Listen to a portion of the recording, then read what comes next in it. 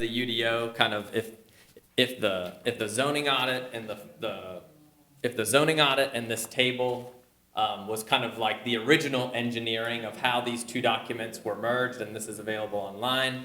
I've since provided an annotated version that sort of, now that they're combined, it sort of references back to this zoning audit table, so we kind of can see it backwards and forwards. So without further ado, the format is we're going to go from Article 1 to Article 12, and again, looking for targeted feedback like, hey, I don't know, for the public, like I've read the document, I don't understand what 3.6.4D says, or what do you mean should versus shall, or something like that. And the same thing when we're up here discussing with the commissioners, we'll all take turns saying, okay, can you please provide clarification, or I have this recommendation, or hey, I noticed a grammatical error in this section. I can then record that. And then lastly, there's a couple of things that the Planning Commission could do tonight. They could, per this list and per the discussion that takes place during or before a motion, they could have a recommendation to approve the document with those conditions to council, saying, these list of conditions that we've discussed and recommended, we recommend the document to council for further review and adoption. Or there could be, a motion to, let's say, defer. If there's maybe too many changes to take, to put that, encapsulate a motion to recommend to the next level, there could be a motion to defer. So just wanted to clarify that, it can be, I'm of course not pushing you guys to go faster than you guys want to. So that's the purpose of the meeting, and I guess we can, for our part, we can start at Article 1 and just start going through the document. Okay, I have to have a motion first. Okay. First of all, anyone that has any questions, please come up here, give your name and address, and then, address your question. Hopefully Rico will be able to answer it for us. Now, we need to start with a motion from the commission. I motion that we take a vote, yes or no, on this open up discussion. Has to be yes or no. Yes or no? No. Yes. Yes, to accept it or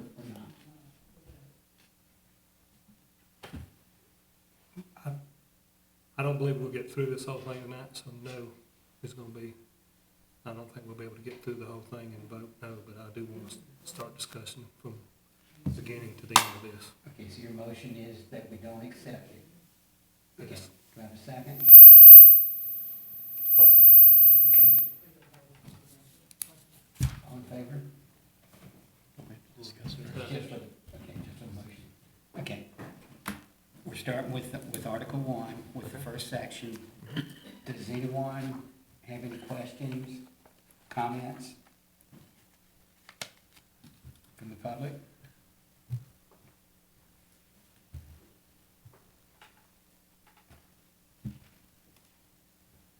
From the Planning Commission?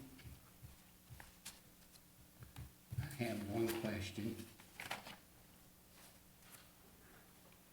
It is, I think it's just clarifications. 1.4.2. The repealer, all and any ordinances or part of ordinances in conflict with the provisions of this ordinance are hereby repealed to the extent necessary to give the ordinance full force and effect. So this will be the final document. Yes, so that, and essentially what that means is the previous zoning ordinance and land development ordinance will be repealed, and this will take its place. Okay, thank you. Yep. And one thing I'll add is, the one thing I didn't add, and I had it bullet pointed on my notes, is you'll see some various colors on this document. If it doesn't have a highlight or a color or a reference, it's existing language from the document. If it's green, it's existing language that has been tweaked or revised, and yellow means brand new language as a result of the zoning audit. And I don't I also don't, my comments start at Article 2, so I don't have any comments from. Can you zoom in a little bit more? Excuse me. All right. Okay. I do have a couple questions about section 1. Mhm. Is this on? Okay. It's 1.2.2, Article A, about the comprehensive plan. It stated every 10 years. I believe current language states that's currently 5. Is Mhm. that correct? Is that, So we meant to update the how frequent? yeah, so the state requires the 10 years, and that's why I put it as required. It is recommended that you do update it every 5. Yeah, so that's just just an insert or a reference to state code. There is a state code that they have to go through when they came up with the comp plan. Right, Yeah. yeah. And they most recently, in 22, 23, they added the resiliency. Yeah, they added the resiliency element as the 10th element, so. And following that, in 1 and 2, those core values and core challenges are pulled from the current comprehensive plan. So another, like, one of very many examples of how this UDO pulls and is influenced by the most recent comprehensive plan that, involved the public and community goals. I wanted to make a comment about this as well, because you mentioned last time that there was going to be a lot of language that was pulled directly from the existing language that we have. And in a lot of cases, I actually did go back and double check the exact wording, and he was indeed correct that the language is exactly as it was. So in the instances where it's not highlighted, it's word for word, as far as I can tell. So you can take that as pretty well confirming that any place that is not highlighted as different was word for word with what we currently had, from best I could tell. Any other comments on Article 1 from the commissioners? Got one more.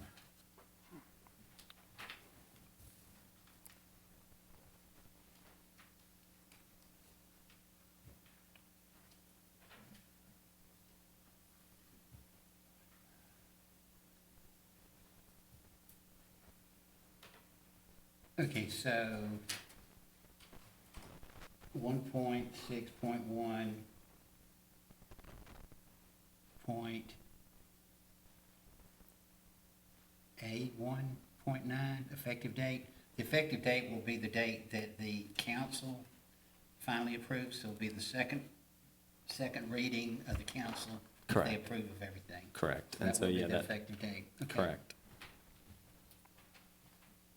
Any other questions from the public? Section 1?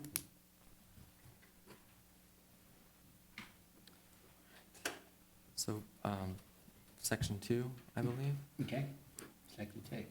And I've got a couple of, disclaimers. Is there is 2 pretty minor incomplete sections in Article 2 that, of course, will be completed. It's the city engineer and building official powers and duties that will be completed and just aligned with their current duties. Like the building official is the one that issues certificate of occupancies and that sort of stuff, because certificate of occupancies are mentioned in this code. However, this code does not regulate certificate of occupancies. Of course, that's the building code. And so this is just one way to just make sure that that the building official is mentioned as another decision maker. As well, copy and paste with the city engineer where it says, road standards or stormwater plans in conformance with the city engineering department or city engineer. We want to call out the city engineer, and that the city engineer does review stormwater plans, does review road designs and things like that. And that's 2.2 and 2.3.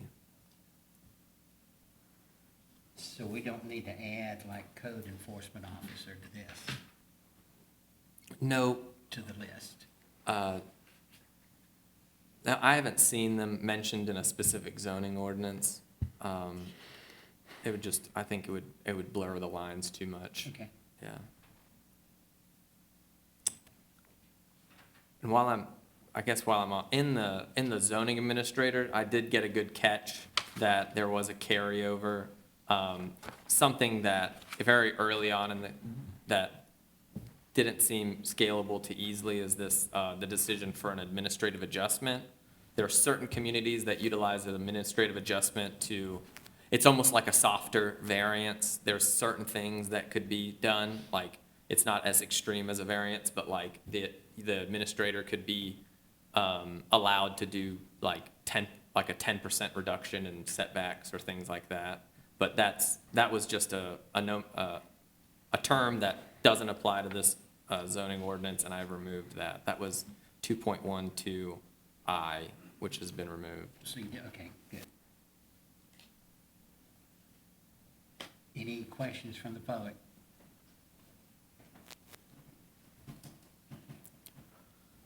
I have some more. I can just keep going if you guys, or if you. Yeah.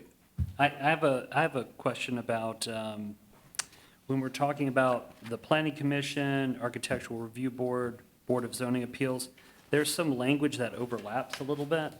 For example, terms, vacancies, removal, these sorts of things, while like they all seem to be saying the same thing, in a couple areas, the wording wasn't identical. Different. Yeah, it was slightly different where it mentioned majority vote by the city council, but in other places it did not, even though it seemed like it was matching. I didn't know if that was intentional or it was just I would have preferred a little bit more parallelism there. Yeah, and that may have to do with just the fact, like the BZA, they don't, they're, as a quasi judicial board, they don't really have applications that go to council, but let me, Well, like, for example, Yeah.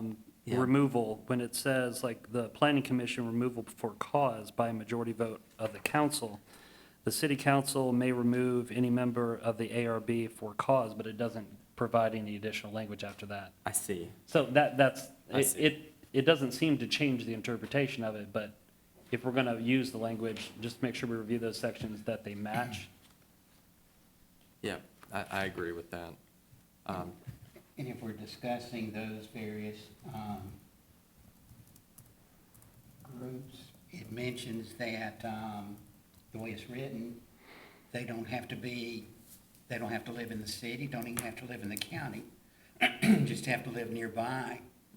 And I'd like to make a recommendation that they live within the city. That was one of the comments that I received for all three boards, so if there's a consensus, we can go ahead and we can ratify that. Any comment about that? Yes, sir. I think that should go for anybody that's making any decision. Would you mind? Thank you. So,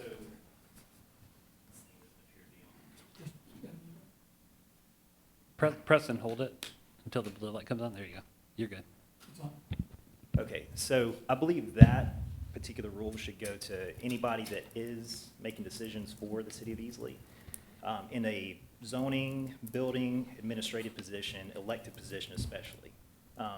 If you're not gonna live in the city of Easley, then how are you making proper decisions that are gonna affect everybody else? Such as yourselves, you have to live in Easley to do any of these positions, correct? No, You not should. according to this. You should be able to, That's yes. what I'm recommending. Absolutely, I think it's a great recommendation, and I personally would second that. I've seen conflict, personally, with that not being followed, so that would be something I would certainly back. Okay, I do know that there's certain employees within the city that don't live within the city, and I don't have a problem with that. So, From the work they're doing. sure, like a firefighter, police officer, I think that's completely okay.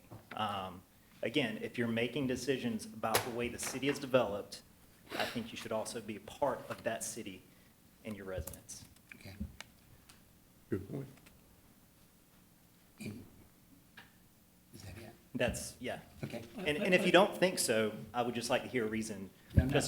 not you personally, but just anybody that doesn't agree with that, I would like to hear justification as to why that doesn't matter. I don't think that's a planning commission thing, I think that's a city council. But this is here tonight, right? So it's something that language could impact, Well, correct? For the commissions. Okay, Yeah, for individuals, dictating where people live could get into a different situation where you Yeah. can't work in the city. I'm just saying, I think that's a council choice to make. okay. I'm just going off, gentleman's comment here. Not for the planning commission, for individual employees. Right, Right. okay, and that's not, okay. So, if I make that recommendation, do we vote on it? Yeah. Okay. I got a comment on that. Okay, any other comments from the public first? Just a comment to your question here. The one thing I would look at, I agree, I like for somebody to live in the city, but if somebody has a lifelong business inside the city and they happen to live outside the city, that's pretty bad on their part not to be able to be no connections with the Sure. city, even though they are paying city taxes. So you may want to change it to if they're paying taxes Yeah. in the city, I think that should be allowed. That's a good point. You want to- I agree with this gentleman wholeheartedly, and I see your point in going back to issues previously in the city where only city residents were allowed to speak. I agree with you completely. On the issue of who is going to serve on a board like Planning Commission or zoning or architectural review, I think you need to be a City of Easley resident. I think that's a horse of a different color, so to say, that if you're going to be on a board, you need to be a city resident, period. Okay. Any other comments from the public? Okay, I'm making a recommendation that as far as the planning commission, if there's gonna be an architectural review committee, the Board of Zoning and Appeals, that we change it to be a resident of the city. That's a recommendation or a motion? We're I discussing a motion currently, aren't we? Right, I think it's just a recommendation. So a recommendation to change. I think there's consensus, I don't think there's a motion, like, because I've had that note as well in my notes, so. I agree with that Okay, recommendation. everybody? Yeah, I'm in agreement with it as well. Although the city council does have the option of doing what they want there. Right, this is our recommendation. This would be our recommendation. Okay. Second it. Okay. Also, like being in the city, I just wanted to bring that point to the table because there's a lot of people that pay taxes in the city of Easley that live outside the city of Easley, and they have no voice, like the young lady said earlier, that way they do, at least could have some voice.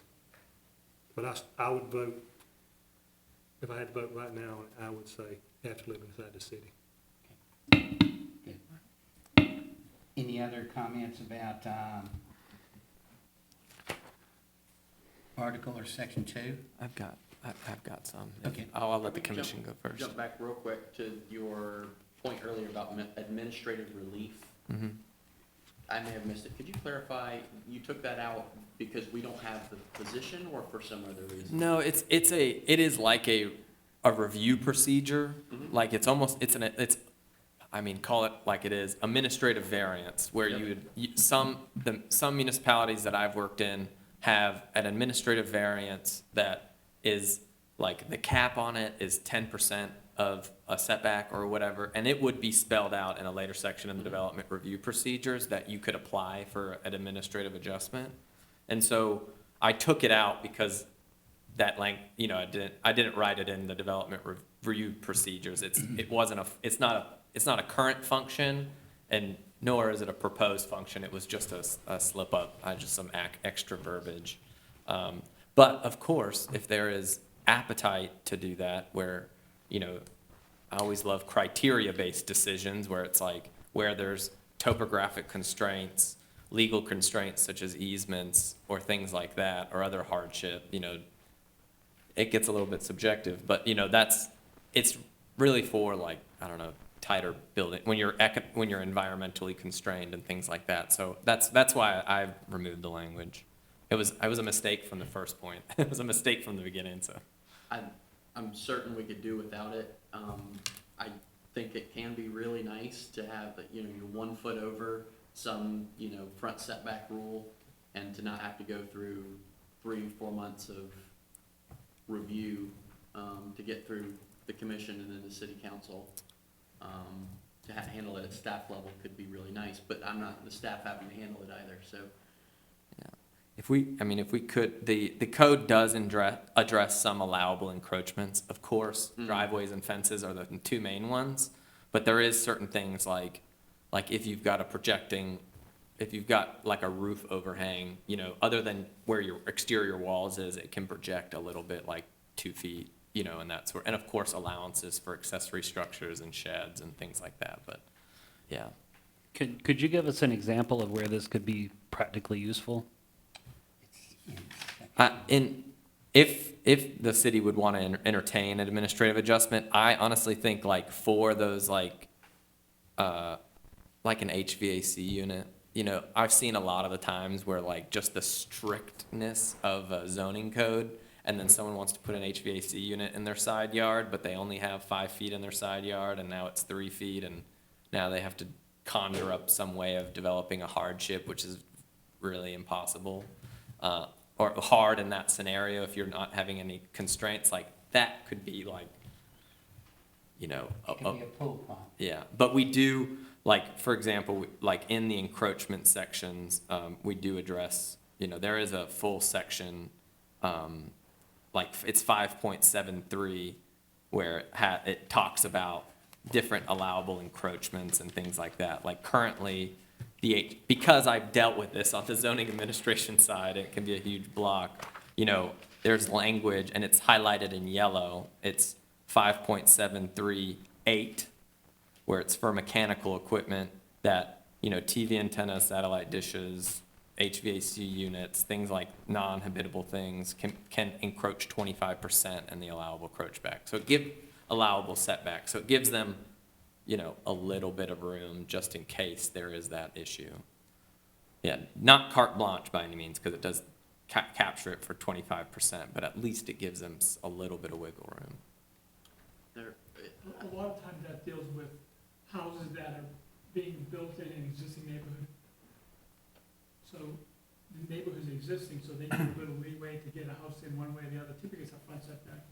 They want to push the house forward to match the other houses, or back to match the other houses.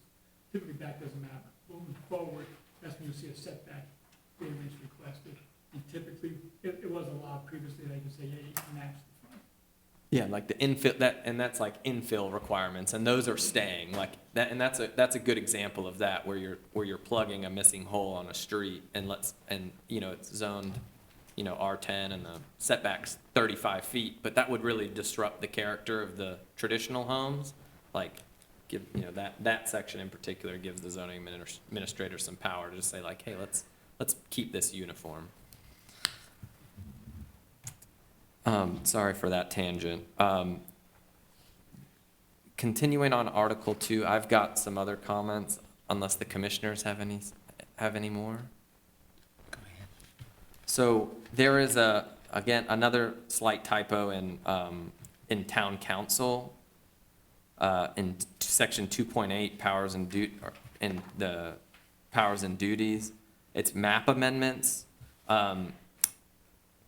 Approve with conditions was eliminated because you can't approve a map amendment with conditions. So I appreciate that, the comment that I received saying, questioning that, so I've removed the approve with conditions part. You mentioned town council, it should be city council. Oh, city council, I'm sorry. I work in towns and cities, so I apologize if I use that interchangeably.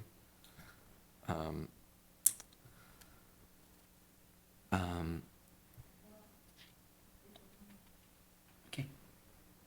I'm a little bit hung up on, the difference between abstention, as you were saying, in procedures, and recusals.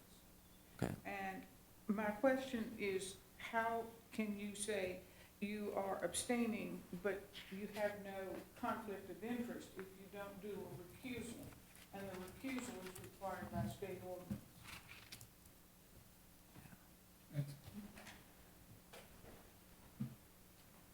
See the 2.7.3. Yeah. E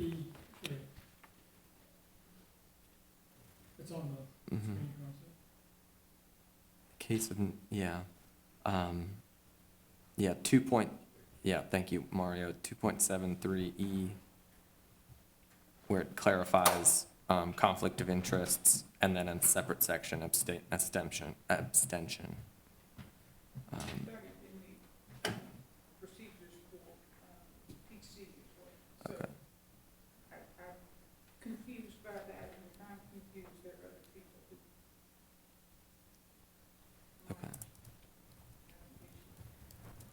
I'll look at that wording to make sure it's clear.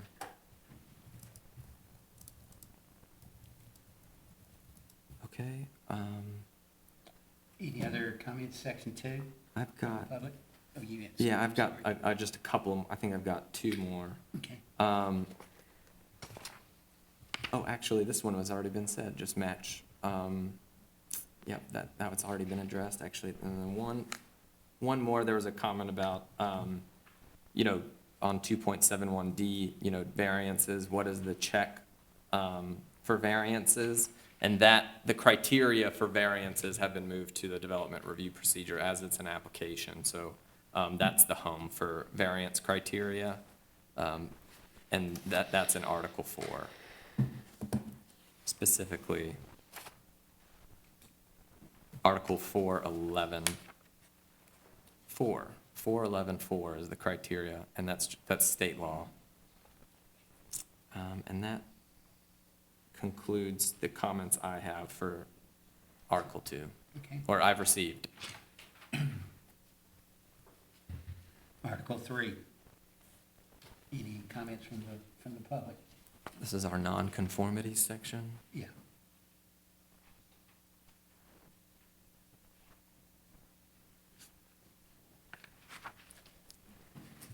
Questions, comments from the commission? Have a few.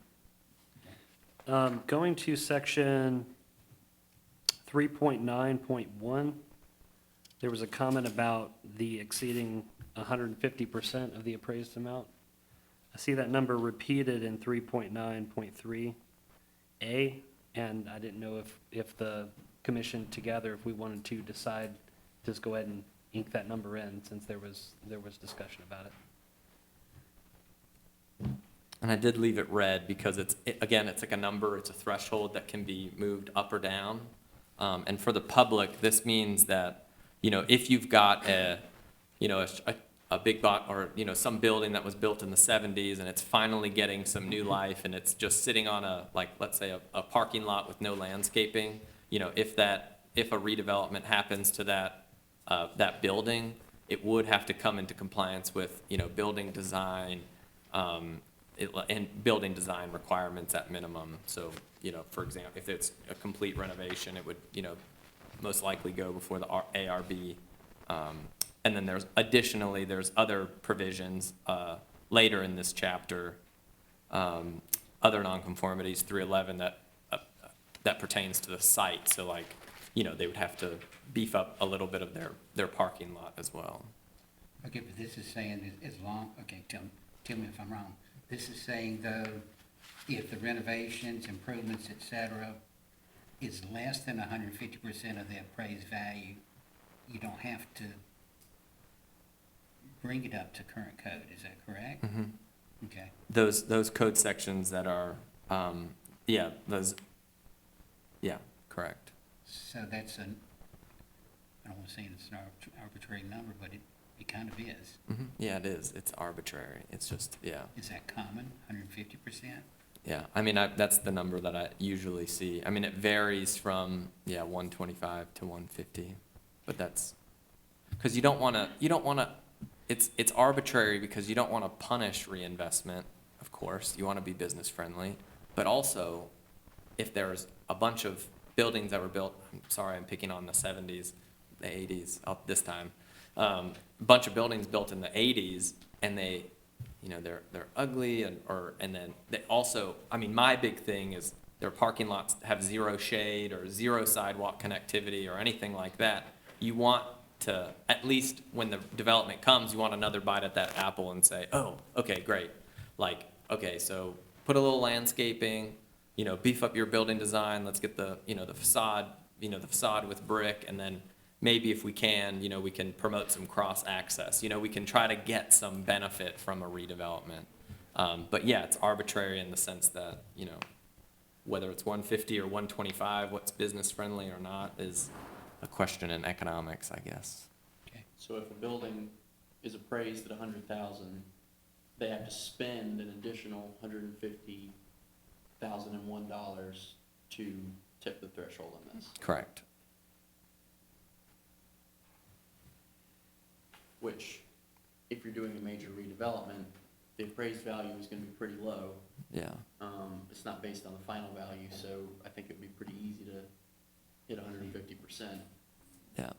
Especially on something old enough to really need to be brought up to current standards. Would that not penalize an older building from getting sold and redone? Would that keep the store or storefront building being a less desired business in there because of that? Well, maybe not a less desired business because, of course, the permitted use table would govern those uses that, but, and that, I mean, it could, I'm not gonna lie, like, it could, like, if someone sees that and say, hey, I was gonna put this business here, but now you've got this threshold, I don't really wanna do any architectural work, yeah, that might kill that idea. But, there, you know, there's, that's, you take it with a grain of salt, like, I guess, you know, it, is the market and easily strong enough to, like, it seems that way, you know, City of Easley has been growing, and, you know, it seems that you can start sort of picking, not necessarily picking, but you can be sort of picky, on that type of stuff. That's kind of how the ordinance, it lets you be a little, not subjective picky, like, oh, no, not you, but like, let the market decide that. So with that, it says, including non-conforming site features as described in the below section. Does that just mean all of the typical site requirements, or is it specific to this non-conforming section? You only have to bring these 3 out of the 10. But I guess, what are the specific things that would have to be accommodated? Right. Or is it the entire UDO that would have to be accommodated? Not the entire UDO. So if you can scroll down to 311. So this is the section it's referencing it. So where it says, if you cross this 150% threshold, and math wasn't my strong suit, so I apologize for putting you all through this. But if you cross that threshold, okay, then this 311 applies. And I think is it frozen a little bit? So in that section 311, all the way down to A.3, it says prioritization of improvements for the purposes of this article, the zoning administrator and/or the planning commission shall have the following priorities when evaluating a non-conforming site: landscaping and lighting, first off.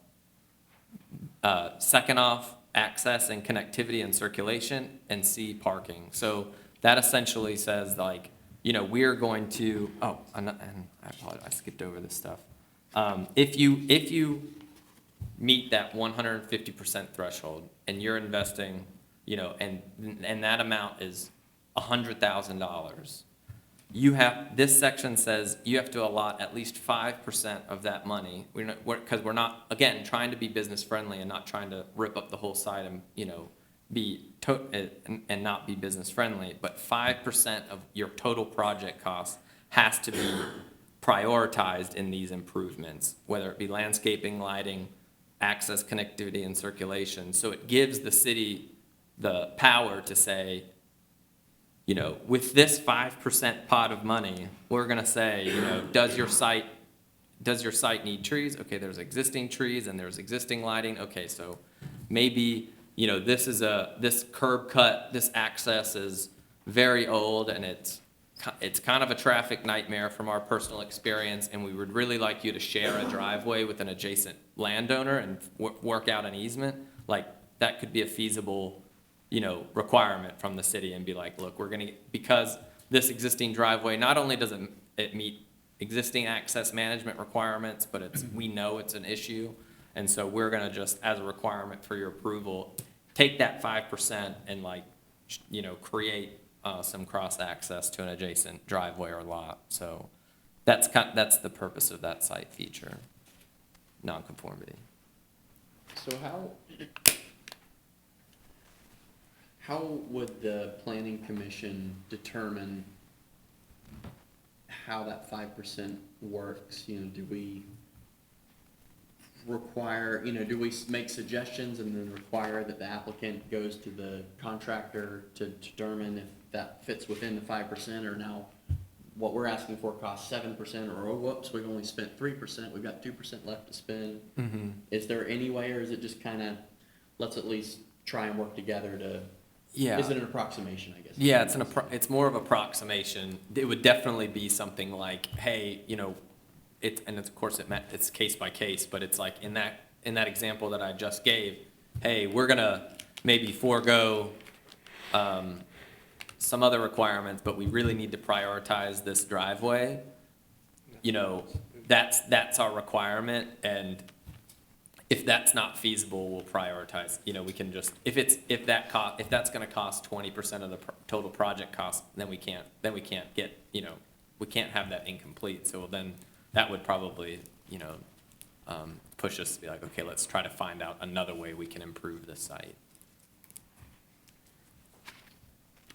And then could you remind me that the 100% here, that would get replaced with the 150, or this is a separate? If it goes in Threshold. excess of 150, 5%. 100% is referenced here as well as a gross floor area addition? Yeah, those should be matching, correct. Okay, so Yeah, those that two- should be consistent, and I'll make that Okay. note. That's a good.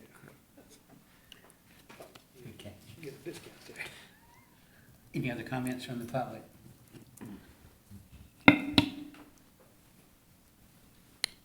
I had one question, actually, for Mario. Do you know how many buildings have, or a rough approximation of historical buildings, and how many of those that we've designated? Because to your point, you were saying some buildings we might not want to put under this, but they might be exempt with this new language with historical buildings. Do we have any parameters I'll around look that? into that. I know of one, the old high school, for sure, and I have to look for other ones. So I'll look into It only that. has to be 50 years old. Well, it has to be deemed historical by historical. And the first threshold is being 50 years old Right, okay. for application. But I then, yeah. actually would have expected there to be a lot more, so. I But you didn't, have to, a lot of Yeah. times it's not, people don't want to because it's not economically feasible to fix up. So they Yeah. look at it something, and you say, I want to do this to it, and they won't let you do it because it's historical. Right. So a lot of people stay away from that designation.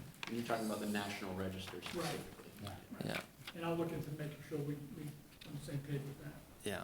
And of course, we want to see historic buildings. That's why they are granted these types of exemptions. right. Because we don't want to say, oh, you have to tear down. Was that? Which old high school is three of them? Exactly.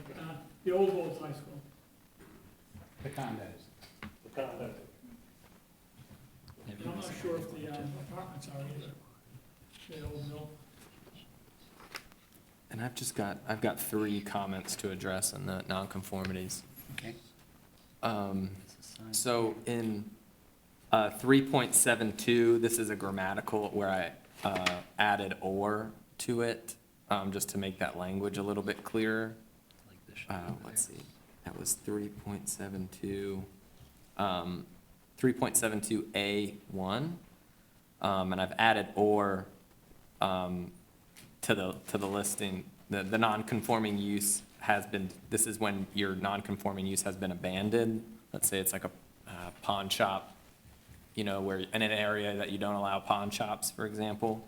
The non-conforming use has been discontinued upon lapse of business license, comma, disconnection from utilities, comma, and then or cessation of waste services for a period of 12 consecutive months or more. So if either one of those apply, then, then it's deemed a non-conforming use.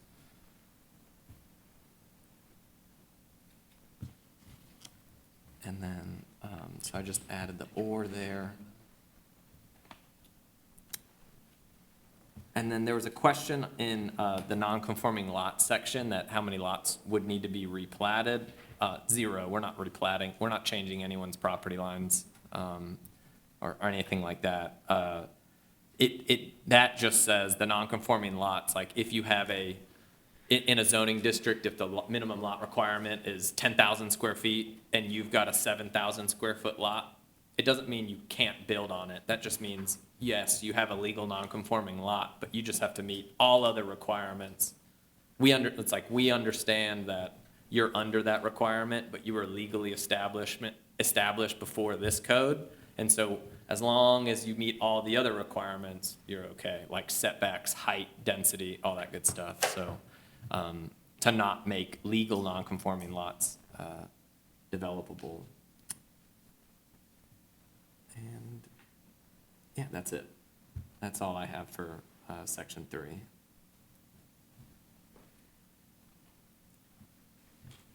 Section 4. I think there's something confusing, at least confusing to me about 3.11. I'm sorry to come Yeah. back to that. No, that's Where okay. you're talking about the 150% and the 100%. The 150% was referenced in 3.9, which is non-conforming structures, and it just has the one section below that discussing modification of those structures and what's allowed. And the way that reads makes sense to me, except there's just a grammatical thing. The applicant shall compliance with all other zoning requirements. Just needs to be reworded to be bring into compliance or something like that. Yeah. But then in 311, there are several paragraphs and just the order. It almost seems like you need something saying non-conforming site features need to be brought into conforming, need to be made conforming, and then you say applicability, that's applicable to these things. There's just something, it feels like there's a gap where it's just not really saying any direct thing other than describing non-conforming sites, and then all of a sudden you're saying you need to change something. Like I'm just confused be a about separate section by itself. the way the section is broken down, I guess is what I'm saying. Gotcha. So this So- is just for the site itself. Yeah, the nonconformities, so in general, like general, in 311.1A, general, and then the subsection 1 below it, where it says alterations of building and structures, that just like, that lays out that this section applies when there's an alteration of a structure, and then that applicability, it was supposed to kind of repeat that structure, sort of the same of that structure, the non-conforming structure section where it says if this, if an alteration of a structure that happens, that's 150% more, then the applicant shall allot 5% to bring the non-conforming site features into compliance as much as feasible. So like, Let me try to explain one Wait. example. Let's use Lowe's, okay? If Lowe's comes in and says they want to redo their whole building, we're gonna make sure they have enough landscaping, enough parking, and make sure they have enough accessibility and circulation. So right now, we don't have that ability, we don't really have that ability to do that. They've been non-conforming because they don't have the landscaping requirements. So what we wanted to do is make sure they have the landscaping requirements. Yes. Any business does. So if any business comes in and does it, I think 100% may be a little on the low end, we may want to go lower than that, like 50%. Because we want to make sure they comply. If you went up and down 123, how many trees do you see that we need trees at? Yeah. I believe that's what the intent is on this. and it could be, like matching it to 150% is good for just consistency, so you're not, I think, because that's why I was like, okay, that's a good check. But in Mario's example, it could be different and it could be lower if you see, if there is a, if it's just all the time that you're seeing, that you just have a bunch of like parking lots that don't have sufficient landscaping and that's something that we want to correct, then, we could drop that threshold way low. Okay, to clarify, 3.11.1A2, Yes. Okay, the proposed alteration exceeds 100% of the current fair market value or appraised value. Also a good change. I just didn't mark it. Who's determining that? As defined by whom? Yeah, and I agree that that should be appraised value. I'm not sure where fair market came from. Can I ask a question about this 150% thing? And you, listening to your example about Lowe's and how an actual lower percentage could be beneficial in that case, because they wouldn't have to spend as much money to be required to come into compliance, and that could be good. Would it be possible to have the percentages be different based on whether we're dealing with a commercial property or a residential property? Because I think 150% is very reasonable for residential properties, but a lower percentage could be very beneficial for commercial properties to do things like, you know, there's no landscaping at Lowe's. It's just a bunch of asphalt out in the parking lot. It's not very pretty. That could be a good thing. Could it be possible to have different percentages based on that?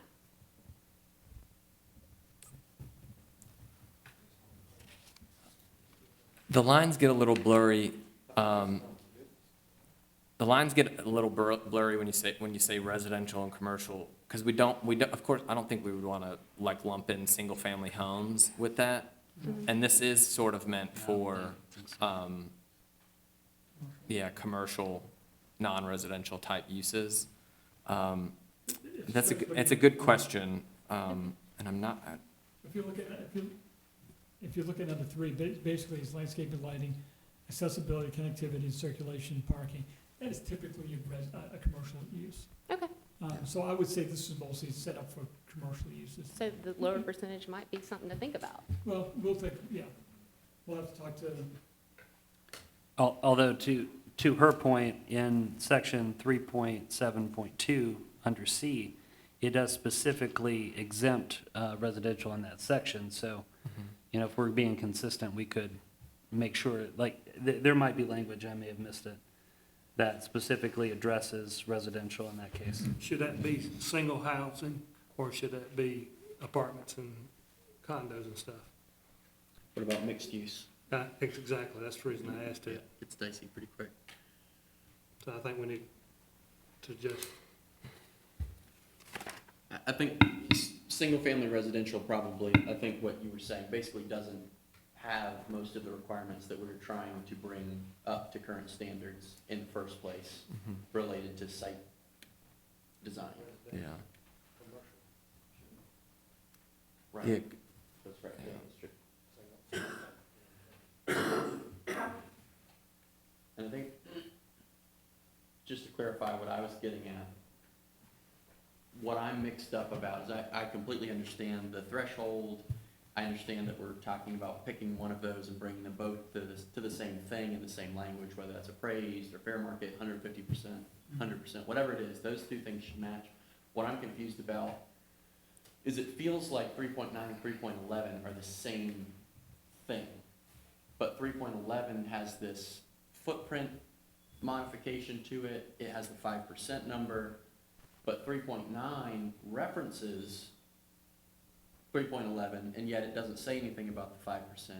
It feels like they're both enforcing one thing, but they're saying different things.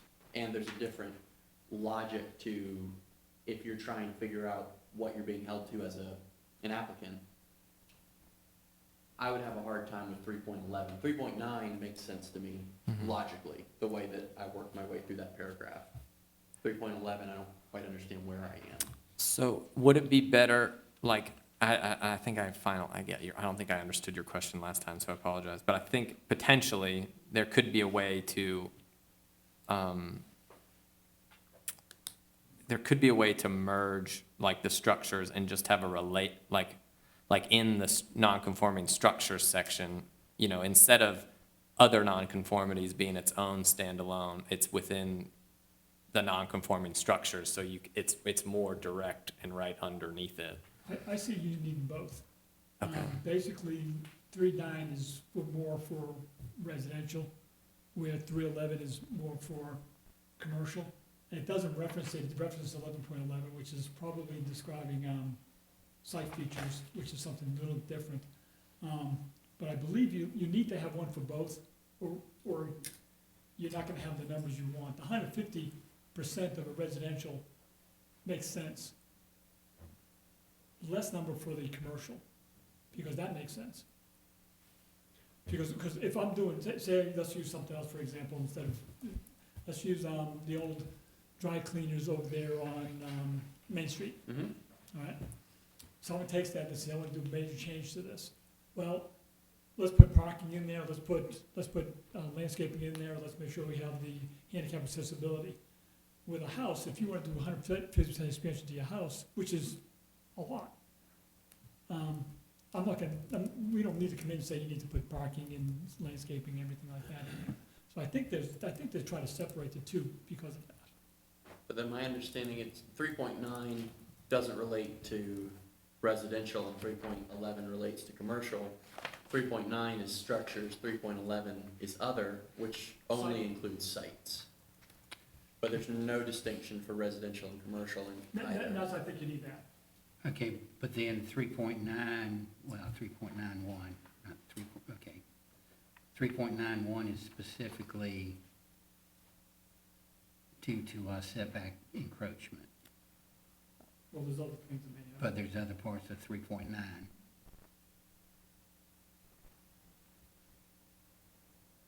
So a potential solution is we could change up the wording around applicability, you know, in the non-conforming structures section.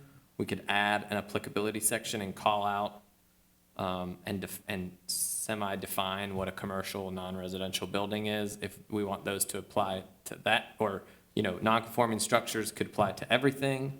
And then if we wanted to alter the, like 311 or other nonconformities and just limit that to commercial non-residential, we can do that.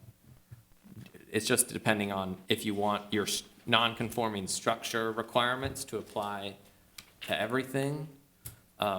Like, for example, like if it's a residential building in an overlay district and you got overlay design standards and it's an old, you know, I'll pick on vinyl, you know, I'll pick on vinyl windows because I don't like them, but like if it has vinyl windows and stuff that have failed and, you know, they wanting to replace all the windows and your overlay district says no vinyl windows, you know, that's when it could impact a residential structure if it's in that overlay and if that rule is present.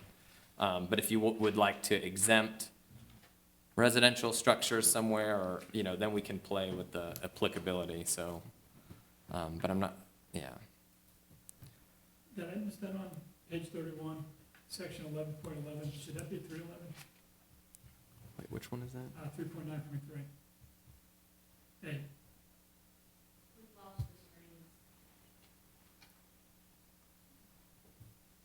Yes. and there it does reference 311. 3.11.11. Yeah. There's a, At the bottom of page 31. and that 6 should be a 5. So. Yeah, that,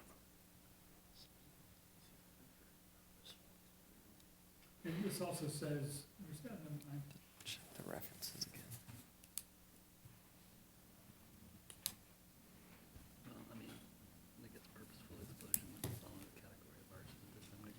All right, is that? That's actually a good point too. Is there an appetite for, like, to try to change the applicability around that and, based on this discussion, like, bring it back for consideration or amend the language and pose it to council, or if, you know, maybe this comes back to the planning commission next month, maybe. So is that something that you guys want me to work on and then come back? Okay, part of the confusion to me is 3.11 is non-conforming sites, and then you jump back into alterations of buildings again. Right, because like, it has to be tied back to the appraised value, which it should say appraised value. It has to be tied back to the appraised value and the initial investment of the structure, because that's how that happens. It has to be tied back to that. Yeah, because in order for anything to be non-conforming, it has to be previously established. So it has to be tied back to, and it has to be tied back to that structure because people are gonna renovate a structure. And so then you say, What if somebody wanted to repave the entire parking lot and that tipped the value, or some other site work? I think personally, the only real sticking point, and I don't make this too big of an issue, it's just, I would say that might read, non-conforming uses must be brought into conformity if improved, exceptions or applicability or something like that. Like, here's the thing, and then these are the rules about it, instead of just kind of jumping into it. I just don't see the action item in the right order here, and then the fact that it's two separate things, but they're both triggered by the same thing. I think it would be easy to enforce if it went like that instead of basing it upon a dollar value. If someone comes in and says, I want to repave this, typically they don't tell us, they just go ahead and do it. So Well, one if of the that's things not that's a tough to do. permitted It's not a permit, activity. we may have to make that a permitted use, but it gets into another can of worms. But I don't intend to strike the dollar amount, to be clear. I'm just saying, the way I typically read these things is, if you're going to modify a non-conforming use, you must bring it into conformity, and then you have a list of exceptions. The amount is less than 150% of the appraised value of structure or property or whatever the, appropriate thing is. So it just makes it very clear, you've got to bring it up unless it's smaller than this. that was for structures. Because uses, you cannot, like, if there's a non-conforming use, like, those are, If it costs more than $5,000. yeah, like the point of that non-conforming use, if you've got a use that's no longer permitted, that's kind of locked and set in stone, you can't add on. But I think you meant structures in your, right? Yes. Yeah, okay. Yeah, structures and sites, and then again, Okay. what is the difference from a definition perspective? Why is 3.9 and 3.11, why are those both there? Or are they in fact one section that's calling for the same thing for the same reasons? So to clarify, are you basically trying to say that if we have a non-conforming use, that we essentially treat it like it has to be brought into conformity unless they meet these requirements, as opposed to feeling inclusive, that where this one almost feels like it's an invitation as opposed to the other one feeling like they almost need approval before we get past it. And also this section feels like it applies to a broader area than just the site. I don't know, I feel like the language could be updated to be more direct with what we're trying to accomplish. Yeah, so just in simple, I guess more, and hopefully simple terms, 3.11 only applies when the points in 3.9 are hit. And then so the purpose of the kind of repeated language in 3.11 is just to reference back, because 3.11 is only going to apply when 3.9 is hit. And see, non-conforming, if you got a setback issue, to make it conform, you're gonna have to cut up the building. Well, I think 3.9 addresses that successfully. I mean, if the cost is gonna be more than 150%, but that's when it gets to the 5% and 20%, to the parking and landscaping and Yeah, stuff. the That's kind of a give and take. Yeah, the 5%, it relates to that, just the project value, of how much you're investing, based on your like permit cost or whatever. Okay. I think that would make a lot of sense if you're saying the applicability paragraph from 3.11 is literally just supposed to reference back to 3.9. Yes. Maybe if those could just be connected.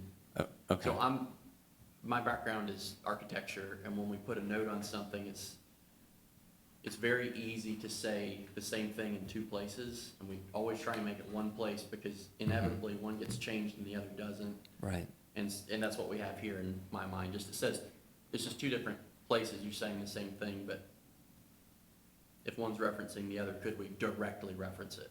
C 3.9.1A for applicability, or whatever it is. I can do that. Sorry to run it through all that, I think that's all I'm No. really saying, is I- just the what I- triggering language, making that very clear for each one of those two, Yeah. and the same.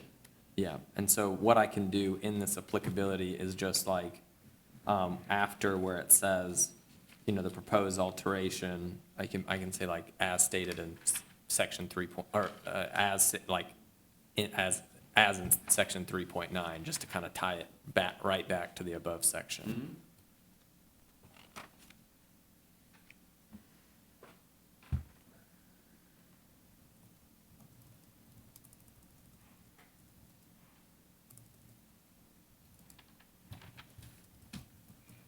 Any other comments about section 3? Okay, The threshold that Calvin mentioned, is that something that, because Mario's example, I think, was a good one, of the lows. So is that something that needs to be clarified tonight, if you're gonna drop that, or is that something to be done later? Yeah, I have it on my list to propose that, to highlight that for council, because it's a measurable threshold that can be moved up and down, so, Okay. yeah. Along with that, is it reasonable to expect that the city will require applicants to pay for an appraisal, and then are there rules around that appraisal? Yeah, and like if someone's like gets like the assessed value as they pull it off from the county's assessor's office, and they're not happy with that appraisal or whatever, that moves the bar up or down in a way that they don't like, yeah, they could definitely get a third-party appraiser and try to see if it comes up and they're down in their I think favor. it needs to be specified, I would Yeah. think. Because typically the way the county values property is gonna be much less than appraised value. Mhm. Mhm. So, yeah, and in these articles, I don't think it pins you to one appraiser, it's just appraised value, and it could be from an assessor or an appraiser. So this one doesn't, in this section, it doesn't pin you, I don't believe. Yeah, I think that one's important to have a single standard, just because if the city's gonna have teeth, we're gonna have to be able to say, you are over this thing, and not have somebody say, well, actually, I've got this number, and So is it like for the county office, the current county appraiser, is that what we want to lock in this language? I've never found county assessments to be Or- close to accurate as far as Yeah. fair market value. Yeah. Let's look at, this one right here. So $1.2 million, and that's the intersection right in front of Home Depot. I mean, it's probably not right. That's the, fast food place? Chipotle? No, in front of Jack's. Home Depot, Oh, yeah, Jack's. Jack's. You can't build that building right now for $1.2 million. What did So, that's the Whataburger, value right here, huh? what did Whataburger pay? I don't know. So, yeah, there's a lot to consider, and that's why you gotta figure out, now, you could do it by square footage. Well, and if we go by those numbers, it also doesn't require anybody to have to get an updated appraisal in order Correct. to do the project, Mhm. which could be a huge cost for. I think that would be difficult for applicants to have to pay for an appraisal, which is also a dicey endeavor. Yeah. Anyway, it's not gonna be a standard thing necessarily, no offense to any appraisers. Especially Right. if they're trying to get it appraised after the work is done as well. So maybe it is the county assessor, and we bake that into the number we use, you know, Mhm. maybe 150% is actually a really low Yeah. number. Because I've seen it done both ways, or three different ways, whether or I guess two different ways, where they just kind of leave it open, an appraisal, right? So you can receive, the county or a third-party appraiser, if you get that. Or if the city wants to lock in and just be like the current appraised value as as shown in the Pickens County. Yeah, so I've seen it done both ways, so. Personally, I would make a recommendation that it be based on the Pickens County tax map, tax assessed value, and that city council consider if 150% is too low, in fact, because assessed values are going to come in very low. So maybe 200% is the number, but I don't know, I don't feel like I need to But come up with that if the number. appraised value is lower, the threshold will kick off quicker. The what? The threshold will kick. Exactly, so maybe we need to raise that number. Well, that may be all right. Well, exactly, and I think it'd be better to leave it. that's a at city rate. decision, that's not, I don't, Well, that way we can have more responsibility for it. I think that's back to the conversation of the less we make people do, the easier it'll be to get businesses in, Yeah. and the worse our city will look, so there's always a balance. That's my question. So, Four. just one thing on that too, is that assessed value gonna be at the purchase? Because there's gonna be an assessed value that's lower than some properties than what they purchase it for. And that new assessed value is gonna change that threshold. The assessed value is gonna be the purchase price then, as Okay. far as the tax records are concerned. Okay, So, but if you're looking at, okay, I think this is more pertinent to an existing Lowe's that wants to remodel, as opposed to Lowe's selling. If Lowe's wanted to do remodeling, they go by the assessed value, the tax assessed value, I would imagine it's gonna be a lot lower than the actual appraised value of that property would be. So it'll be assessed at time of application, Mhm, Or correct, we that's what I assess was gonna or say. Current purchase price, or what? current purchase price. But he's saying, what if I come and buy, let's go back to the dry cleaners, if I go and buy it and I pay $500,000 for it, right now it's assessed for $350,000. So now the $500,000 becomes the appraised value. Okay, so it's either purchase price or the tax assessed value. Makes sense? Well, you said that would be one and the same No, No, at that point, right? no. the current appraised If value. you want to buy Lowe's property, it's gonna be a lot more expensive than the tax assessed property. But after Right, purchase, they're the right. same. But You're after saying. purchase, they would be identical. Correct. Yes. That's what I was referring to. What if I own my own property and want to fix that? Yeah, so just like, my note is lock into county appraised value or most recent purchase price, Whichever's greater. whichever is greater. Where are we now? Article 4.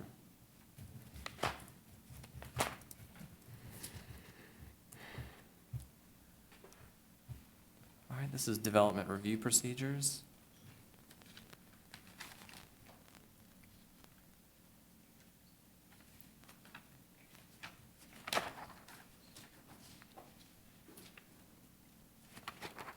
I have,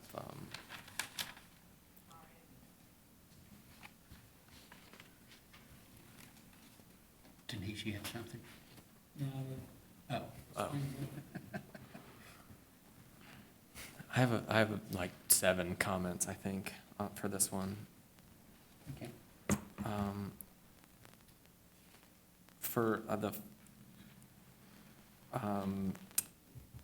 For the first one, mailed notice, for public notice, anytime a application is required to have mailed notice, the comment I received is to increase the radius. Currently, it's 200 feet. There's a comment I received is to increase it to 500 feet. I imagine that would increase of course, better notice, but also increase the chance of Mario getting a paper cut. I said a paper cut, just Yeah, all those definitely. letters, because more letters, of course. More notice is always good, that's just, But if there is a desire to change that notice, usually we see this on, to increase the notice if there's, properties are large themselves, to increase that notice. 200 feet could be, 3 people. Yeah, in a very rural community, for sure, yeah.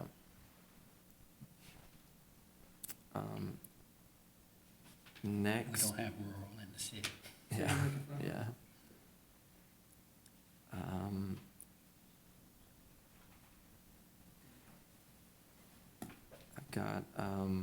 I got a question about, is the appeal available to only the applicant? Could an other party appeal could a other party file an appeal to the approved circuit court? Yes, it's anyone that's aggrieved, that can file an appeal.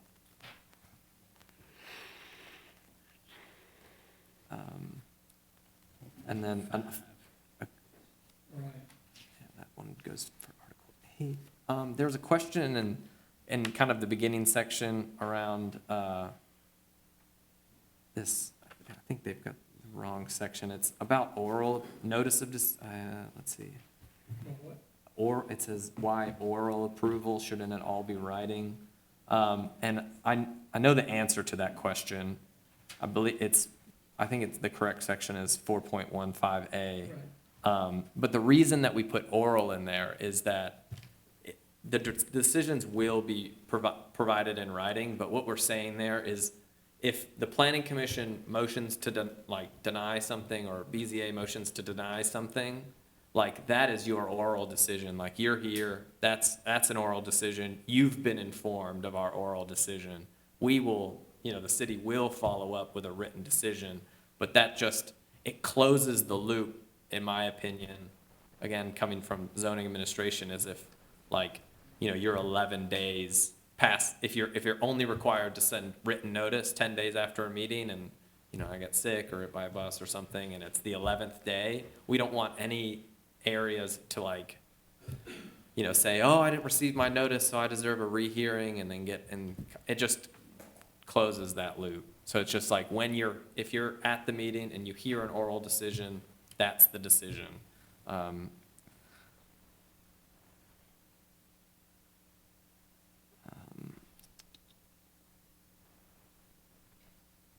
Then I've got a comment where I've left the word town in, and I'll do my best to, unfortunately, my brain just goes city, town, so I apologize.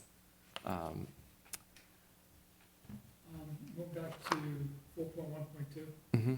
Says tree removal, is that live or dead trees, or does it matter, or do you want to reference another section? Yeah, Page 34. yeah, so tree removals, that will be based on the standards in Article, That's what you want to reference that section? yeah, I'll reference that, that's a good point. Oh, yeah, so in the,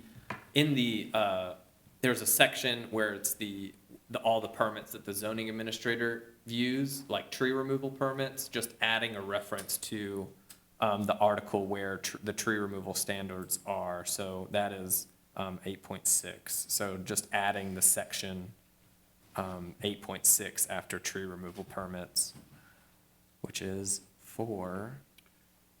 Point 1, point 2, 4.1.2. point Yes, B. thank you, 1B, yeah. thank you.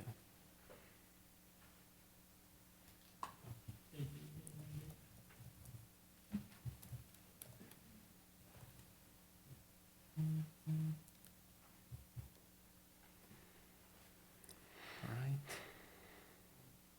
Any more? I have just two. I just have actually one more. Just a question. Why is there a default approval after 30 days? Certainly we have to review an application in a timely manner, but is there a real requirement to have this default provision? And that just comes from state code.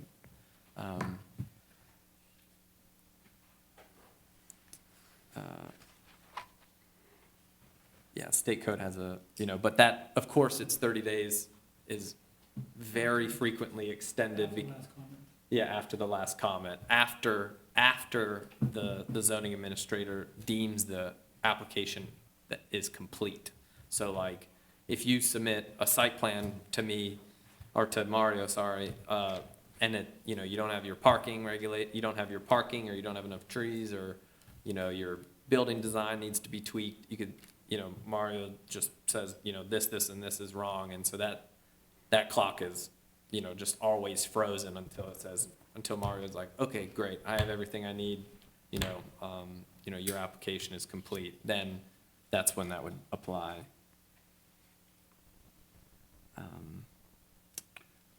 So Mario, can you answer typical or average number of mailings if there's a, You know, pardon me? you're probably looking at, if it's 200 feet, you're probably looking at about maybe 10. 500 feet, you're probably looking at 20, maybe, depends on the size of the lot. You're talking about notification? Yeah. I mean, I think you can pull that, I think you can go right to the GIS, put in your site, and then they would generate labels for you. Yeah. So do we want to increase it? We want to increase the, as far as notification to property owners? From 200 to 500 feet? Yeah. I think so. If you're that close, you're probably gonna see the sign, but 200 is not very far. I mean, even downtown, that's only a few properties. That's fine. If that was something that came up with public discussion, I think it should be implemented. I don't think people complain about being notified where they otherwise wouldn't have been, so No.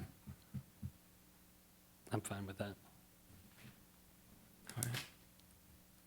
I'll make that change. Did you have any other statements on That- section 4? No, that was, I've run through mine. Anybody from the public on section 4? Are we going to publish, Thank you. I'm sorry, are we going to publish a price list on the permit costs? It's on the website. Are there forms, or is it going to remain the same? Because if we're gonna change fees, what are the fees? No, What's the cost of cutting down a tree? That's spelled out in the tree mitigation section, which is 8.66, tree removal and replacement. There's a tree mitigation schedule, or replacement and mitigation, whether you're replacing a protected tree with additional plantings to then, not have to pay a fee. But in cases, and this is common in development, where, you're building your site, and then there's only so many places to plant a tree, but you did have to cut a lot of protected trees down, there is a fee attached to that. Those who can't be replanted would be replaced. And that varies whether it's a type A tree, which is the most protected, to type C, which is not the least protected, but it's, less cost. Like, it varies from, canopy to the smaller trees. Is that a permit fee, a tree? Yeah, removal permit fee or a different fee? it's a calculation that just now has to be done when a lot is being cleared for development. That calculation is required as part of like the tree survey and tree submittal requirements. But that's not for an individual property owner. No, there's exemptions for single-family house. Like, if someone needs to cut down a tree in front of their yard because it's leaning over their house, like, yeah, Mario can sign off on that permit and say, hey, health, life, and safety. But the tree removal and mitigation is for lots cleared for development. Okay. Yeah.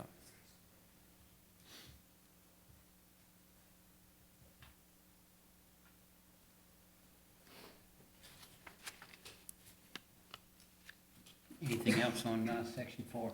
Yes, sir. So,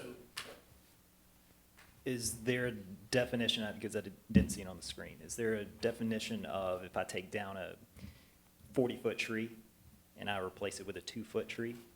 That's not. Right, that's not adequate mitigation, correct. So there is a formula in that table in 8.66 and it's measured by DBH, diameter at breast height. And so if you've got let me just pull up my example so I'm not doing math in my head.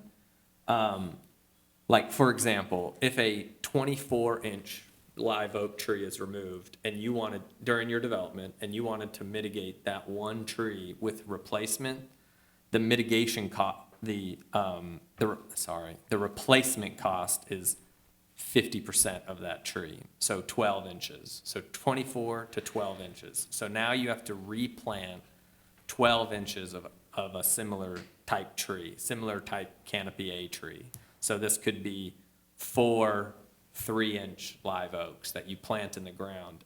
And congratulations, if you plant 4 3-inch live oaks, you have now successfully mitigated that 24-inch live oak that you've taken down.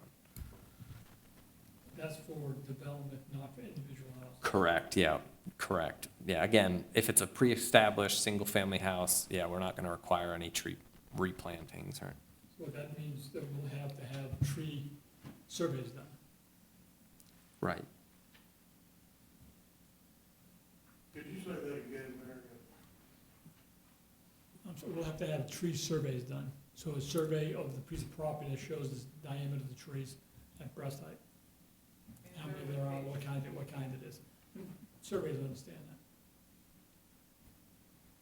And that's specified in the document that's required. It is. Yeah, that's actually in the section that we're still in, where it's application requirements in 4.3, where it lists out and defines what a sketch plan is, what site analysis is, what a site plan is, what are construction documents, what a final plat is, what as-built drawings are, what building elevations are, and a developmental phase plan. So when these things are mentioned further, it's like where it says, for preliminary subdivisions, like, yeah, at this stage you can submit a sketch plan, this is what, and you can tie it back, it ties back here, like this is what's required for a sketch plan. Okay, next step, now we need a site plan, preliminary plat. Those have to be more approximate in terms of the measurements that they submit. And in terms of like site analysis, like when a site analysis is required in like these major subdivisions, that could relate from a traffic impact study to an environmental analysis, to things like that. So those things are encapsulated in these submittal requirements, so that when this document refers back to site analysis, site plan, construction documents, things like that, it's defined in this document. On 4.3.1B, sketch plan, Mm-hmm. I make a 1 inch equals 500 feet. Wait, what was that? 1 inch equals 500 feet. 1 inch, okay, equals One mile 500 feet, I see, 500 feet. replace 1 mile. So this is in the parentheses in 4.31B. So this is just the scale of the document, 1 inch equals 500 feet instead of 1 mile.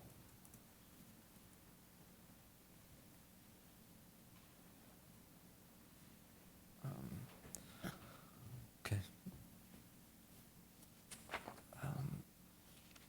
Where are we now? Pardon me? Where are we, 5? If we're through with 4, any other questions on section 4? I think I have an additional comment. Okay.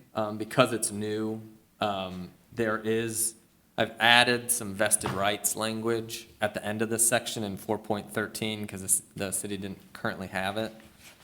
Vested rights is pretty confusing, but it can where it applies, when is it frozen. But to make it less confusing, essentially 2 years is the minimum that's required.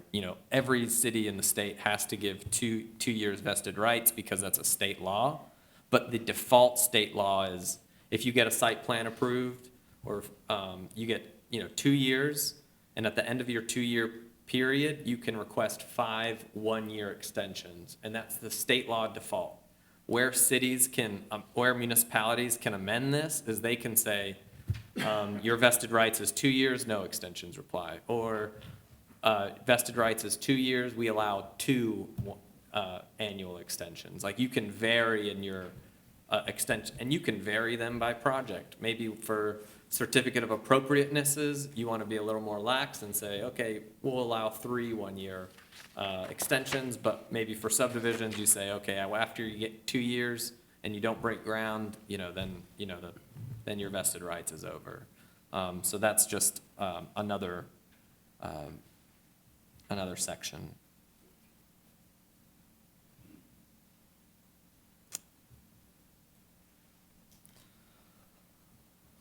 All right.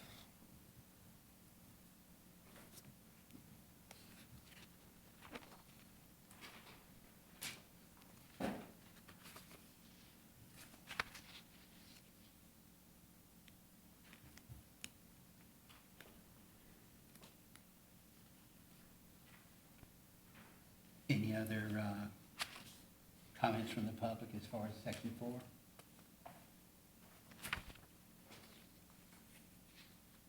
From the commission?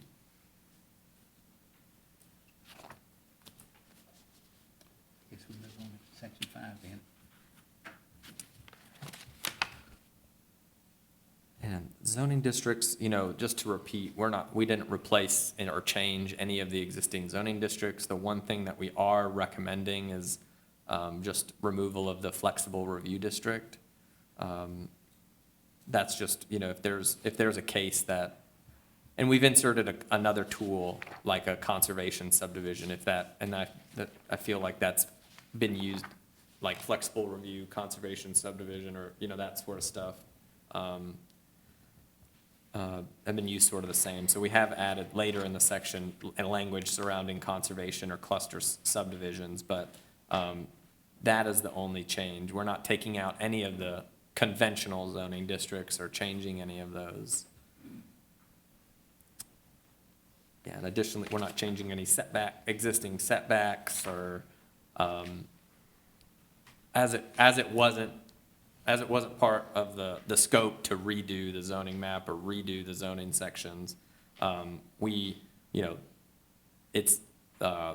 zoning sections have just been, and the overlay districts have been just consolidated, and the same language has survived.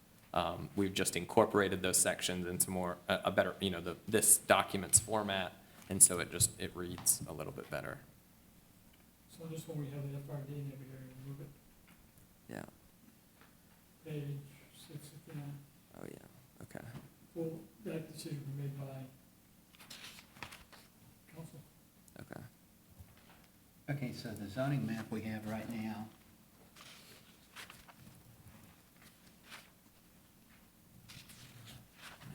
it's not, okay, there's a lot of individual lots that are by current zoning, is that correct? Yeah. Okay, so why couldn't they be non-conforming so the area becomes conforming? Are you saying that maybe we should look into like reverting those to like a conventional zone if they, is that what you're saying? Well, okay, I'll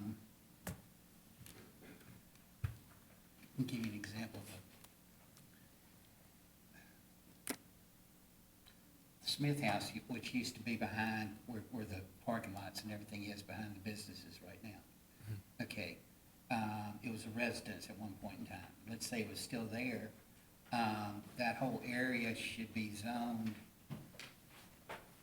business or commercial, and that particular lot would be in the commercial district. It's non-conforming for right now. But do you want to rezone somebody? No, I'm not saying to rezone it. Okay, but it's existing, it's non-conforming, and as long as improvements or whatever isn't gonna exceed 150% of the value, that it can stay as it is. Right. Yeah, and we do, and going back to the non-conforming section, we do have an exception for, in the legal non-conforming, this is 372C. And the way it's currently written is like specific to that example, that if you, like non-conforming residential uses are exempted from the abandonment position, or non-conforming residential uses are exempted from the abandonment position. So that would keep, like you can either be strong about that, or if you want to like preserve existing houses in commercial districts, you can just exempt them from non-conforming use provisions. And a lot of communities will exempt, like if they have a single-family home in their downtown, it's usually of historic, or sometimes it's of historic quality, or sometimes it's just, you just want to keep residences, in And town. that's fair. Yeah. Okay, but let's say you had two houses side by side, surrounded by businesses. One wants to convert to a business. Is there anything to stop them from doing that? No. Yeah, like if it's a single family residence that's within like the downtown zoning, and that like they wanted to convert their house, or the house wanted to be converted into a doctor's office or something like that, yeah, and if it was allowed in downtown, yeah, nothing would stop that. If it could be feasibly done, if they could meet building code and fire code requirements and all that good stuff. Okay. All right, back to 5.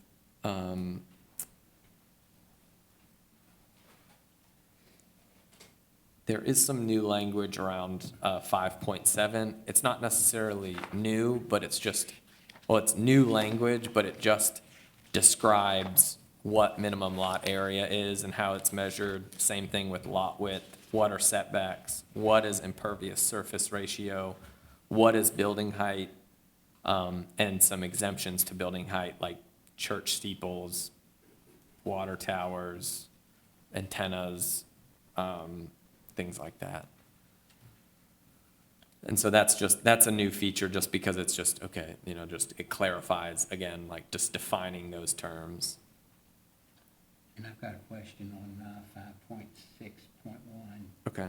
Point B, point 1. Okay, my comment is if the verbiage is in error, but of little consequence or little to no consequence, do we just leave it or do we still change it? Because, okay, for example, you've got the historic downtown TIF district design overlay, traditional city center, library, post office, and city hall. Okay, for Easley, the city hall, yeah, is downtown.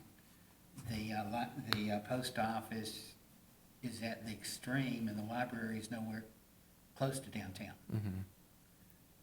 So do we just leave it there, or do we Yeah, change the verbiage? Well, hopefully it comes back, because these types of institutional use, I'm joking, but these institutional uses should be downtown. They're what us planners call anchor tenants in a downtown, like Well, the library was at one time. right, your Way library back and your city hall, or your J.C. Penney and your Macy's. Oh, no, I guess that's a bad analogy because one of them may be under, but yeah, they're your anchor tenants from downtown. So yeah, we could delete just this parentheses or leave it how it is, and hopefully these, maybe new ones will come back. I don't think that library's gonna move. Okay. So do we want to just delete this parentheses, or 60? 5.61B1. And that's just there's some verbiage in the example. parentheses, yeah, library, post office, and city hall.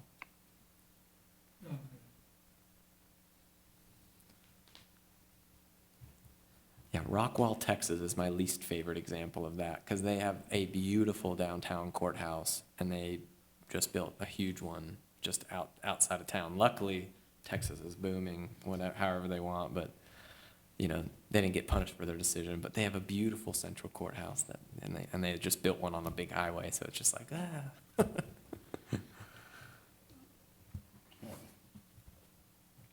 So you're just gonna delete the part that's in parentheses? Yeah.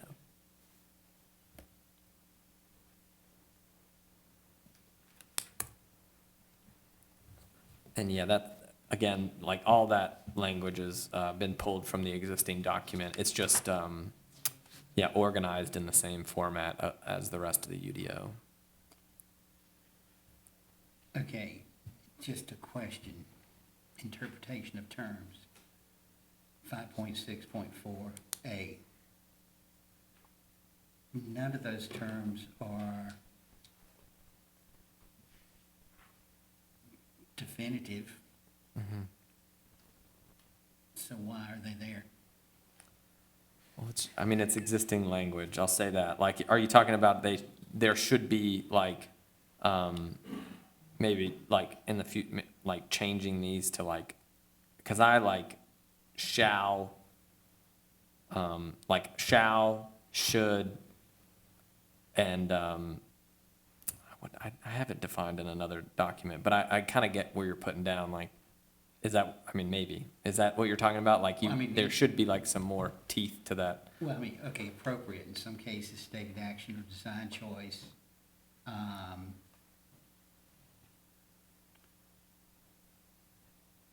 may be the only definitive one in the group, but consider, when the term consider is used, design suggestion is offered, context, reader is instructed to relate to the context of the project. The context relates to those properties and structures adjacent to and within same block. Should, if the term should appears, compliance is strongly encouraged, but it's not. Yeah, and I thought of the third one. I was having like shall, may, and should. So like the difference between that is shall is a black and white requirement. It applies on all instances. May is usually like, hey, the planning commission or the architectural review board may require this of you. Like if the context matches, they may require this of you. And then should is where one of those areas where the goals and the concepts in like from your comprehensive plan can start to spill over. Like, you know, we've got and we definitely have this provision as it pertains to open space requirements, but let's just, for the argument, just say, you know, if a development was close to the doodle trail and, you know, there wasn't currently plans to expand it, you know, and there was also some language that say planning commission may require some additional open space requirements, you know, and that was just left at that, then the planning commission could use that line of terminology and be like, all right, well, we are gonna start requiring some open space standards, and to comply with the open space, you're gonna extend the doodle trail through your property. And that's what we're requiring. But yeah, that might have been, maybe not exactly your question, but, Kind of, sort of. kind of, sort You of, want to just replace all the shoulds with shalls. yeah. That, yeah, and again, this is language that is existed in the term, and, it existed in the overlay districts for sure, like, as this is a dynamic document, and this is, you know, my unashamed selling point, like, as it was currently scoped, like, we had, you know, there was a scope with the contract, we merged these documents, we added some enhancements as referenced in the zoning audit, but as these UDOs is a dynamic document, like, a year from now, 6 months from now, even, you know, immediately, if it's, you know, like contract is amended, like we can amend these overlay design standards, and we can change the zoning map or things like that in the future, but it's just not part of this project.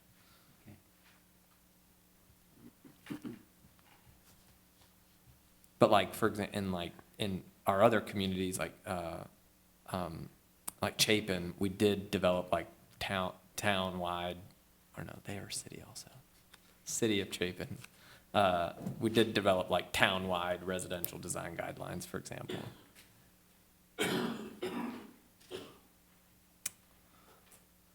So let me look at my list. I think I've got, let's see.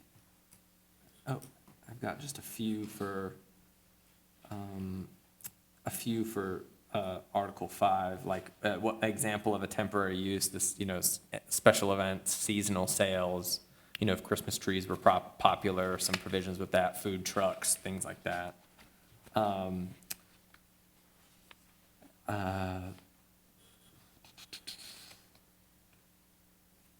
yeah, that's it. Is there, okay, when I'm reading through 5.6.5, is it possible to, okay, like the first A, to me, looks like it's all commercial. B is commercial, C is commercial. D appears to be commercial because it's, you know, building fronts. E is commercial, but then you get to, F, and we're talking about residential, the roof pitch. Can you put the residential over here and commercial over there? Would it read easier, be easier reference?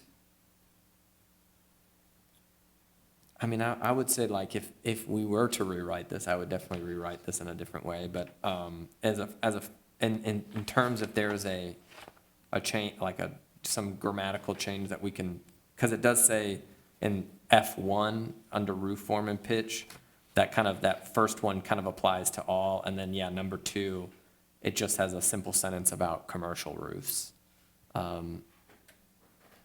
And then 3, yeah, it just says residential buildings. So it could, yeah, I mean, if there was more to add around commercial roofs, you could have, you know, a section commercial roof form and pitch, and then the next section residential roof form and pitch.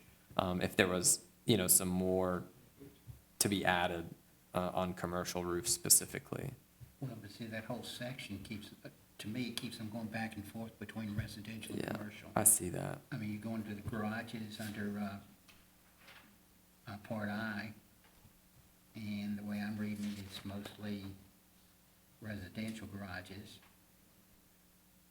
And Yeah.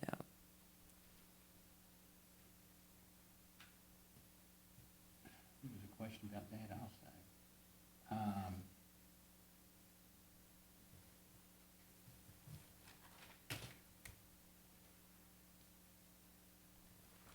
Three. Okay, Okay, I'm on page 66, which is 5.6.5.9.3. Garage doors are not permitted on the front elevation of any multifamily dwelling. What about townhomes? I think, so where I think, captured that sort of conditions is in the next section under, let's see, let me just, or this is where I would put it, under like the different, in 642, where there's conditions attached to the different residential uses. You know, you could, like if it was the consensus of the board, you could say row houses or townhouses and list out that use, you know, in this section and say, for townhouses and row houses, like they should be accessed from the rear or something, or they should be you know, or something like that. From the front, because if you make it from the rear, you're doing away with green space. Mm-hmm. But you get the garages off the front of the house. But I guess you're asking like a restriction for the garage to be in front of the townhouse, if there's a restriction for that. Underneath, Yeah. and accessing it from the front as opposed to having to drive around to the rear. Mm-hmm.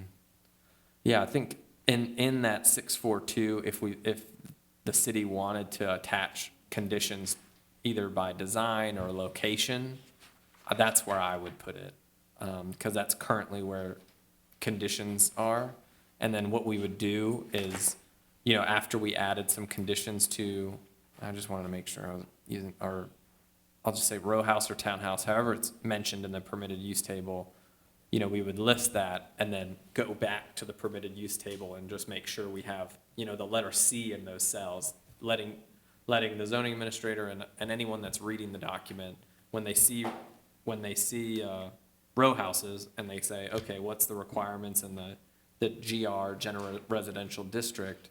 Oh, it's a C. Okay, let me go to the appropriate section and see the conditions. Oh, I see that there's a garage setback requirement, or there's a garage orientation requirement for those row houses. So So would you put that as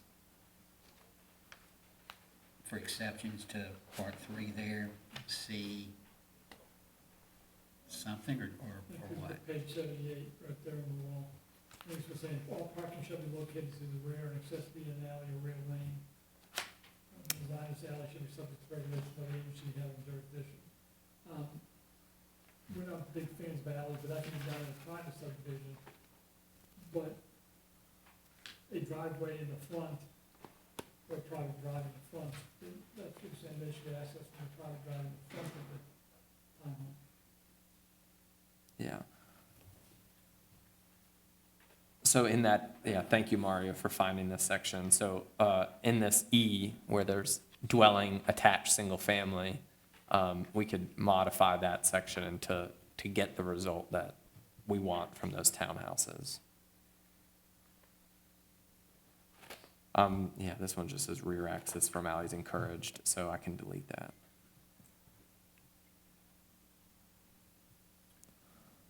What are we saying?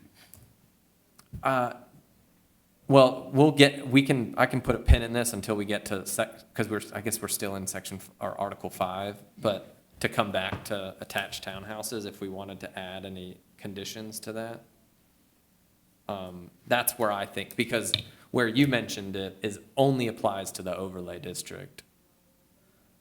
So in Article 5, where you saw in the garages, what you were looking at, that's within the overlay district standard. So that would only apply to an overlay district. Okay, So if we wanted to make a condition that applies citywide, the better place to make that is in the conditional use standards for this type of residential use in 6.42.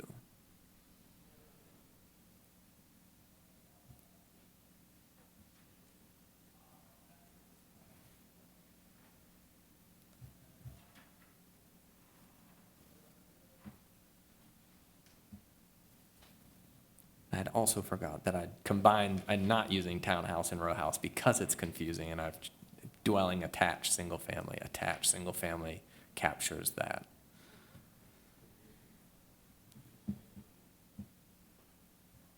so where does this reference this overlay? Yeah, 5.6, let's see, in the garage, where you were looking at the garages on 5.65I, that 5.6 is the overlay district. So anything within 5.6 just applies to the overlay districts.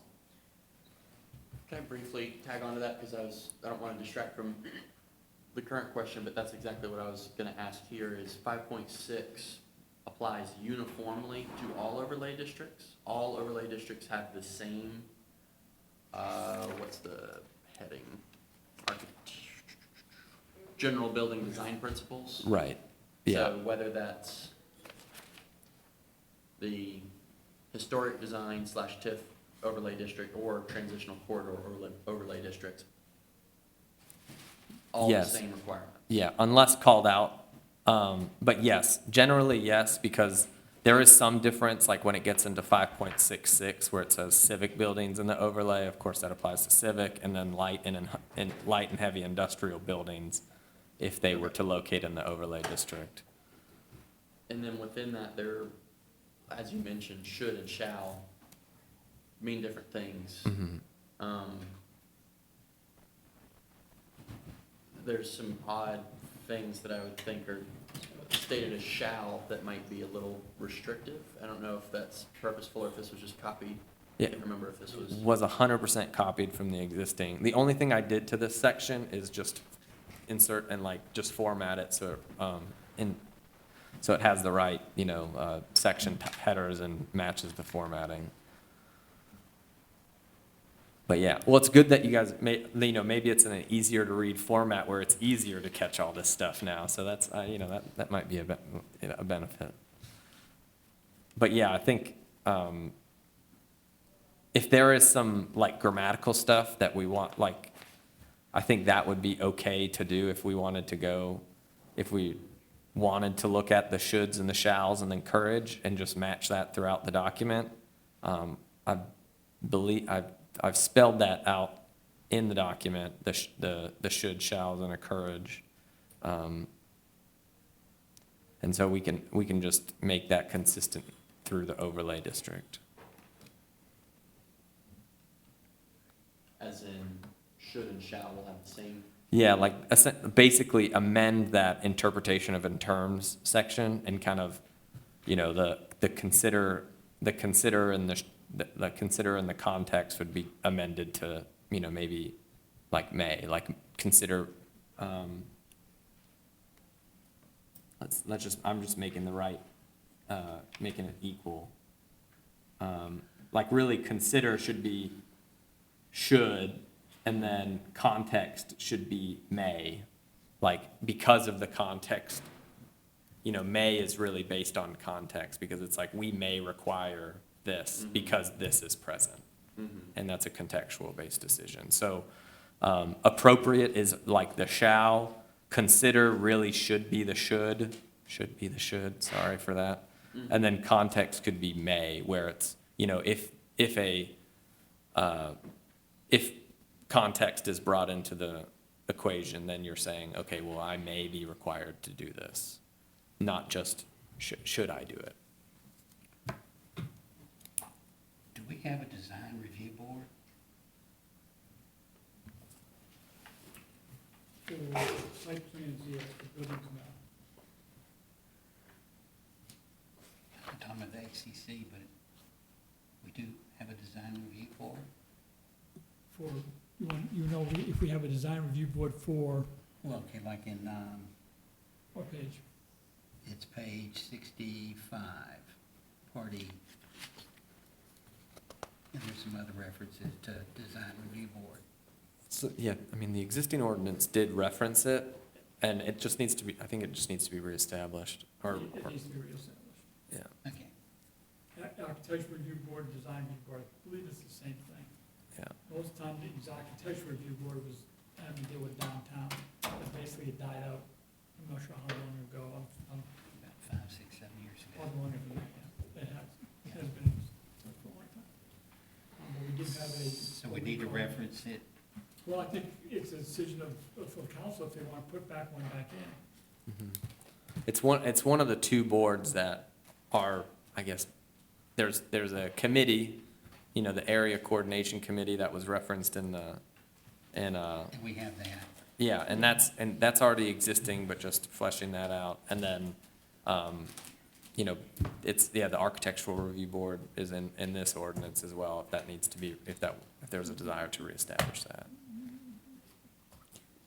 I'm not saying we should have one or not have one. I believe it's lack of wanting to be on the board. Okay, so be that as it may, on this part E and any other reference where it says design review board, can that be changed to architectural? Yeah, it should be one and the same, if that was your question. It should be one and the same, Okay, yeah. so any reference to design review board needs to be architectural review board.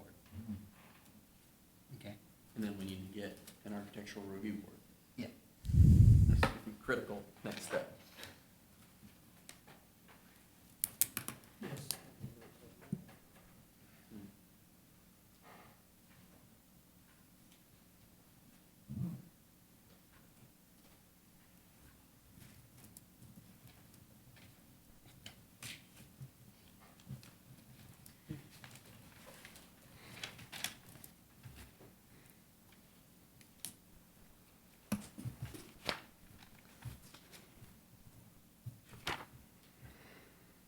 Are there any more comments on Article 5? We want to take a break. Yeah.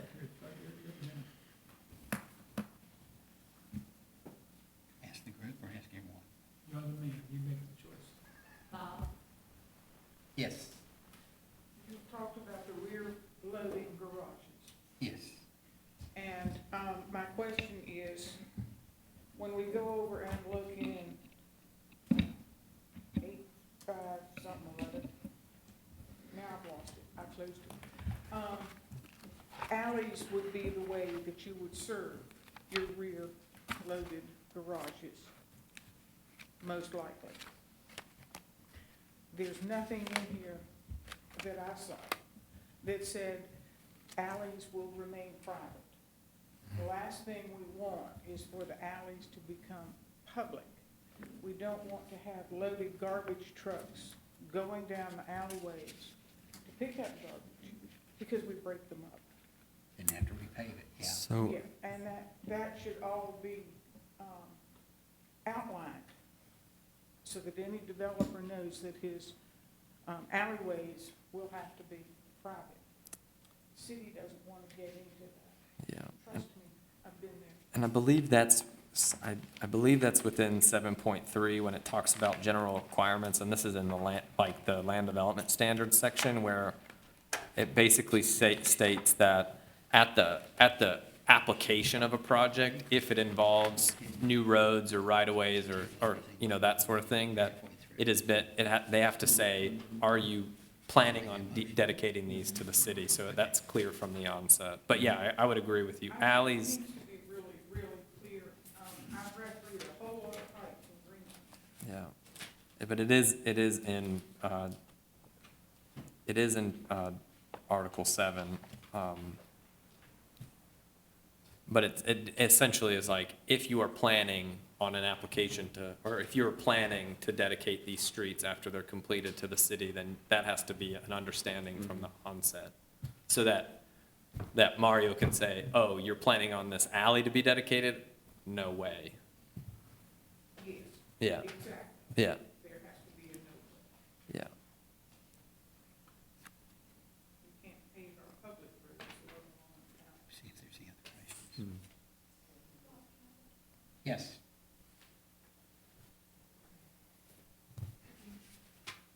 First of all, I want to thank each and every one of you who are here tonight for our planning commission. You're only on Article 5, and there are 11, and we've been here 2 hours, which begs me to ask the question, were any of you ever involved in this process prior to the first look at it? And if not, then I want to apologize to you on behalf of the city, because these questions, and you are brilliant in your own lanes, and I just want to add that kudos to you. Much of this could have been rectified with planning meetings that included you, the planning committee. And I'm leaving. So yay for me, and I hope that it's being recorded. I recorded for a little while, and then, you know, it's a long night. And I hope they have fed you, and I hope that your families are missing you, and I look forward to the completion of this. But y'all, this is a long process, and I trust that you will not vote to send this to city council until you have truly fine-tooth combed this to the point where you are satisfied with it. Rico, I thank you for what you've done. So, I mean, this is no shade toward you. It's just, this is long on everybody's behalf. And I'm grateful for you, for your participation. So thank you, and good night. Okay, is there any other comments about section 5?